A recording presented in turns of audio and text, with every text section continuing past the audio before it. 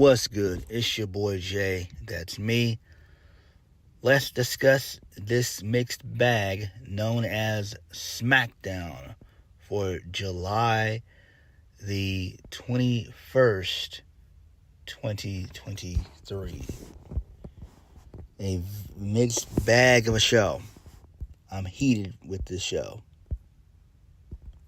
I blame both Vince and Triple H.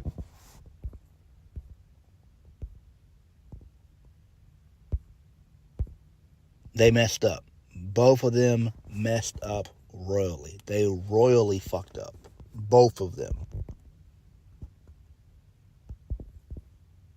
I have no idea why LA Knight, why he didn't win the Fatal 4-Way. That's unacceptable. The guy is massively over, and I have zero idea as to why both Vince and Triple H won't push this man. I don't understand it. I don't get it.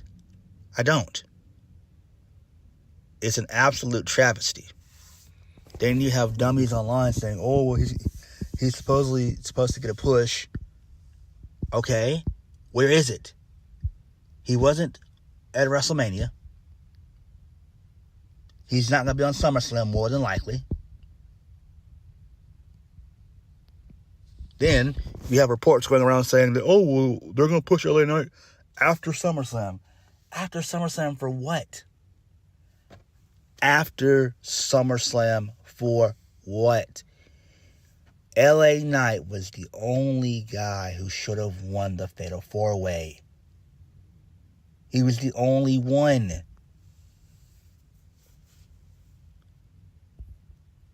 I don't get it. I don't get it. I don't. I really don't fucking get it. So, we kicked the show off with the arrival of Solo Sikoa, Paul Heyman, and Roman Reigns. They're walking backstage.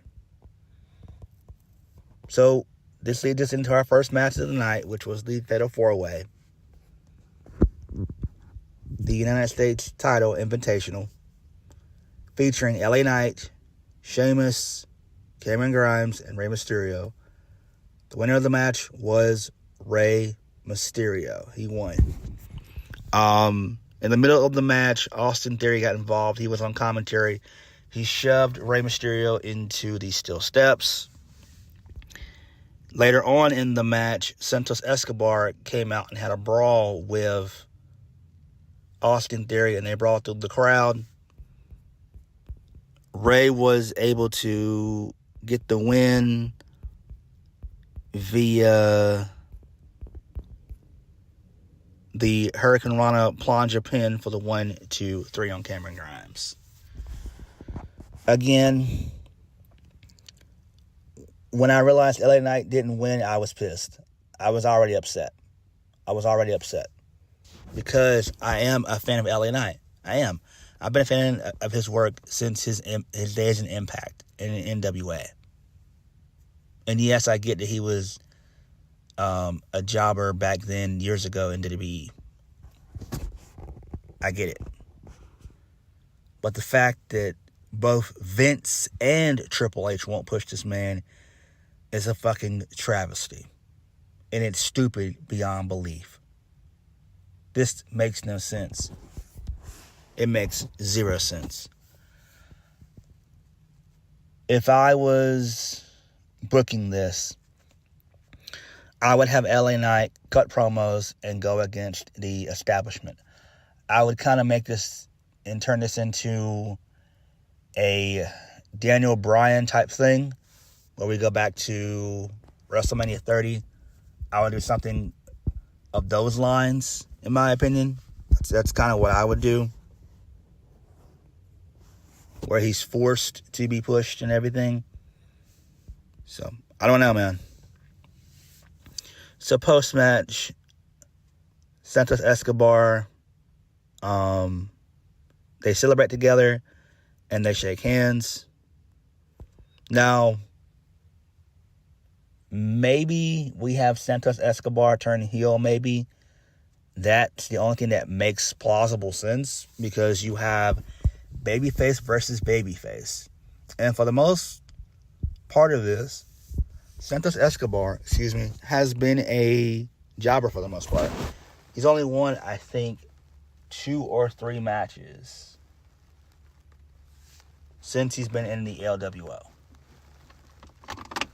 Other than that, he's been on his back, looking up at the lights.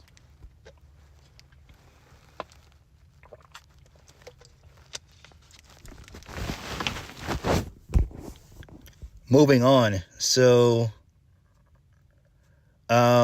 we see the WWE Next in Line athletes and the Cadaver Twins, or the Cadaver Twins. So they were there, so that's pretty cool. I think the Creed Brothers were also there as well, and Stacks. Well, my bad, that was in the next segment. My bad, I apologize for that. Going back to Austin Theory. So Austin Theory was furious backstage. He approaches Adam Pearce and wants him to book a match between him versus Santos Escobar. So this has Vince written all over it right here. So Adam Pearce says it will be a U.S. title match. But Austin Theory says no, because Santos Escobar hasn't earned the shot yet. So Adam Pearce says he will make the match. So, that right there is a Vince move. And the Fatal 4-Way was a Triple H move. Because it was very work rate heavy in that Fatal 4-Way. Very work rate heavy. And plus, they were in Orlando. So, they were right there in NXT. The backyard of NXT, basically. Moving on. So, Jey Uso is backstage walking when he spots Tony D and Stacks. So he keeps walking. He sees the Creed Brothers, who he stops to fist bump. So that's pretty cool. So I do like that. Both the Creeds had on a gray and black suit, which I liked. So they look pretty good in suits. And it was good to see Tony D and Stacks. Again, we're right there in NXT's backyard. Next, we also see Trick and Mello in the front row. So that was cool right there. Next, this leads us into Charlotte Flair versus IYO Sky. This was a very work rate heavy match here. Very, very heavy in work rate. Bayley, thankfully, she seems to be cleared. I know that she had suffered some type of knee injury last weekend, where she participated in a Fatal 4-Way. I think it was Bianca Belair, Asuka, IYO Sky, and Charlotte Flair, and Bayley. And her and Asuka did a spot, and Bayley somehow got injured. And thankfully, she was at Smackdown. She seemed to be in good spirits, so maybe she's okay. So hopefully the swelling went down, and I'm pretty sure it has. So maybe it's just like a little something minor injury, like a little minor injury. So I'm glad she's A-okay, because I don't want Bayley to be out like she was a year and a half ago, because that sucked. So in the middle of the match, Shotzi Blackheart was on the Titantron, spazzing out, basically saying Bayley and all this and the third. And I was like, what the fuck is going on? So I do like this. So Bayley then hightails it out the arena. She just dips out because Io was wanting her to help her defeat Charlotte. And this was a very good match with Io and Charlotte. So there was a bunch of counters. Like Io was going for her moonsault. Charlotte countered. Charlotte was going for her moonsault. She countered, that being Io. And then out of nowhere, Charlotte hits the natural selection for the 1, 2, 3. So pretty decent match here. This was definitely very Triple H-esque right here because it got real work rate heavy. So it is what it is. Post-match, Charlotte Flair stands tall, but my girl Asuka immediately attacks her from behind. She hits a German suplex on Charlotte Flair, and then she locks in the arm bar, and Charlotte kind of taps out. So I do like that. So that makes sense. Again, this is setting up for a triple threat match, and maybe and hopefully IYO Sky will cash in. Hopefully. I think she will cash in, though. It actually makes the most sense. That's kind of where things are going anyway. Charlotte's not going to win the title. Bianca's not going to win. So maybe Asuka somehow does retain. And then that's when IYO cashes in Money in the Bank and wins. I don't think that they're going to do a failed cash-in. I don't want them to do that for the women. The men, you can get away with that, but for the women, no. Just don't do that. I think that's fucking stupid. Like, why would you essentially do that? There's no need to have failed cash-in attempts. Like, don't do that. The men can get away with that, for sure. But for the women, no. Moving on. So, my boy, Dominik Mysterio, Dirty Dom, he's backstage with Kayla Braxton alongside Rhea Ripley. So, Dominik, he knocks his father, Rey Mysterio, and says if he goes on to win the United States title, that'll be nothing compared to him, as he will only be champion of the USA, while Dominik is champion of North America in 23 countries. Oh. Really good shit there. Oh, man. Dom is crazy, man. Dom is crazy. He's got gel on the brain. He's got gel on the brain. So Butch, he shows up. He shows up to congratulate Dominik. Butch says, we're in the home of NXT tonight, and it feels like fight night. So how about a match?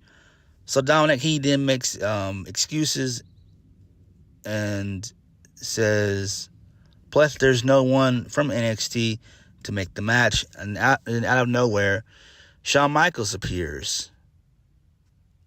And it says, Butch versus Dominik sounds like a wonderful idea.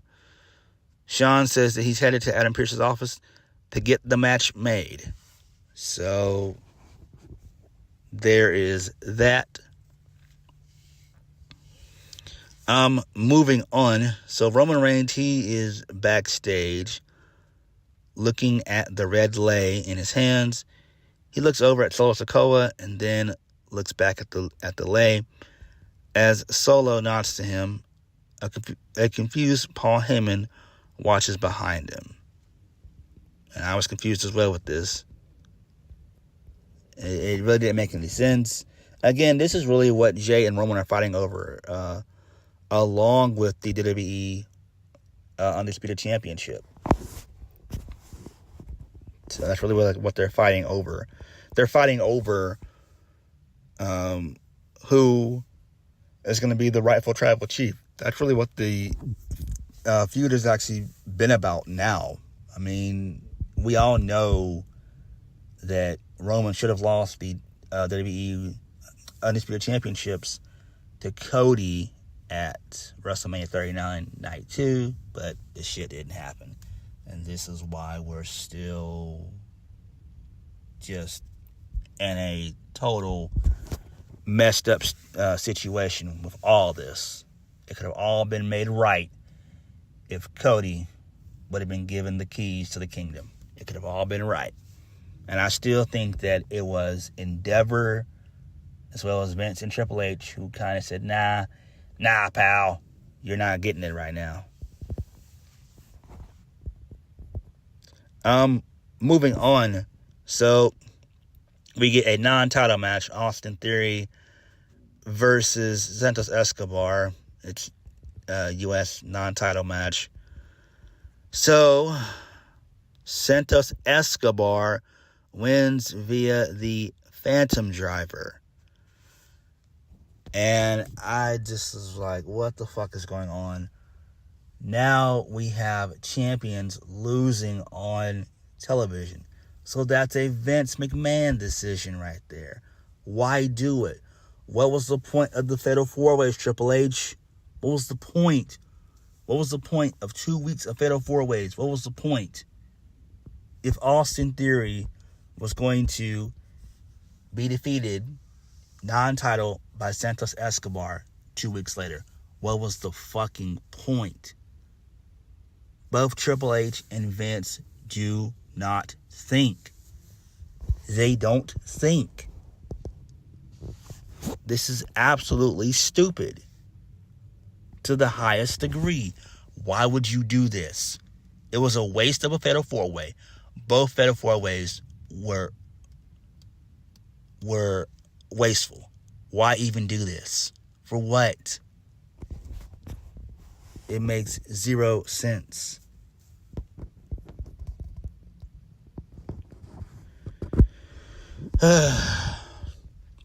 Moving on, a small little bright spot of the show, that being Bobby Lashley. So he's still there. So he was backstage greeting Trick and Mello, and Lashley was happy to see them.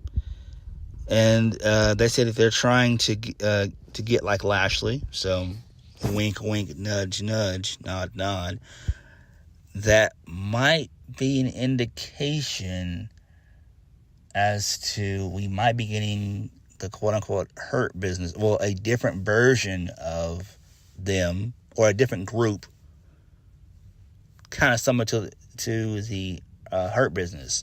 I think that would be great. I don't think we'll ever see the Hurt Business back, but a new and improved version of it would be kind of cool for sure.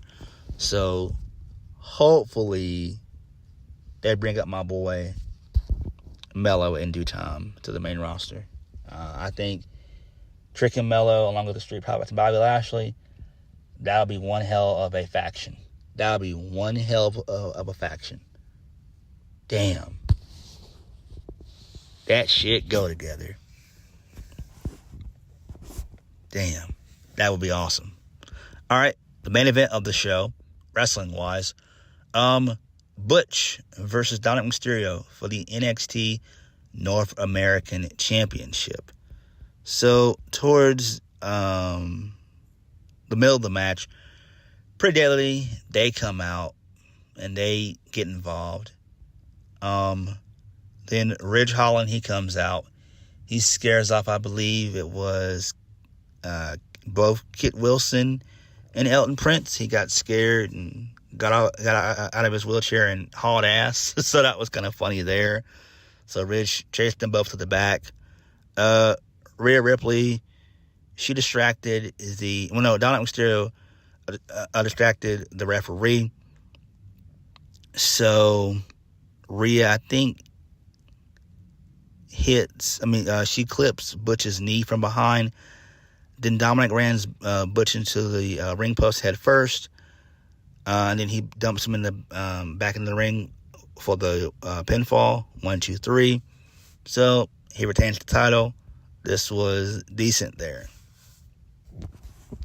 Now, it makes sense for Dom to do this.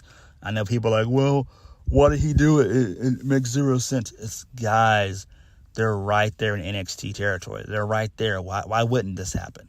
It doesn't matter. This is just a one-off. This is okay sometimes in pro wrestling to do one-off things. This is just a one-night only thing. This won't happen again. We'll see Dom twice a week, Mondays and on Tuesdays. And no, I don't think Dominik Mysterio will have a long title reign. They are giving him the Dolph Ziggler role with the title, meaning he'll hold it for probably about a month to a month and a half, and then lose it to either maybe Wesley or to Mustafa Ali or somebody like that. That's what they're going to do. And it makes sense. So it was a smart decision to put the North American Championship onto Dominik Mysterio. It's great. Closing segment of the show.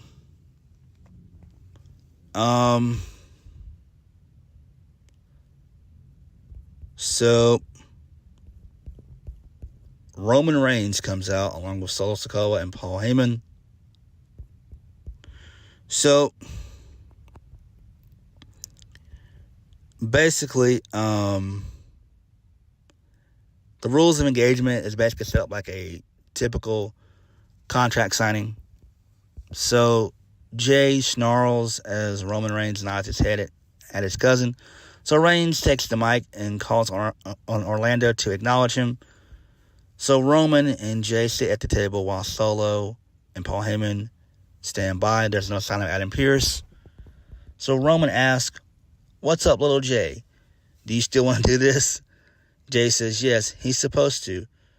Roman is making him do this because Roman is called a shot, and now Jimmy is in the hospital. Jey says he has no other choice. Roman just laughs and calls him little Jey and says Jey won't get him because Jey doesn't get it. You're just a soldier, a pawn in this game. Roman goes to sign the contract as Paul Heyman hands him a pen. So Roman does not like the chance, but he slides the contract to Jey because they're chanting Jey Uso now. Paul Heyman takes his pen back. Jey's about to sign, but he rips the paper up and says they don't need a contract because their contract is in blood. This is tribal combat now. Damn, I love that. I love that line right there. This was great. This is absolutely good shit right here. So Roman asks if the elders know about this. Jey says it was their idea. Jey goes on and says he can do what he wants. This is anything goes. Roman stands up and he's heated as he tells Orlando to shut up, as well as Jey to shut up. Roman orders Jey to shut his mouth because the tribal chief is talking. Roman says, don't act like this. Don't act like this is his first rodeo. Like he hasn't ran the business for a decade now. Roman then positioned his belt on the table. He says this means nothing to him. He's done. Let's go. So Jey then repeats himself and says, this is tribal combat now. So Jey puts the mic down. Roman looks a bit shocked as he begins to remove his red lei. Heyman yells no. Jey stares down Roman as another chant for the Usos start up. So Roman places the red lei on the title belt on display. Jey and Roman look down at the title, and then they meet in the middle of the ring. They shake hands and hold the embrace, and then they touch foreheads with each other.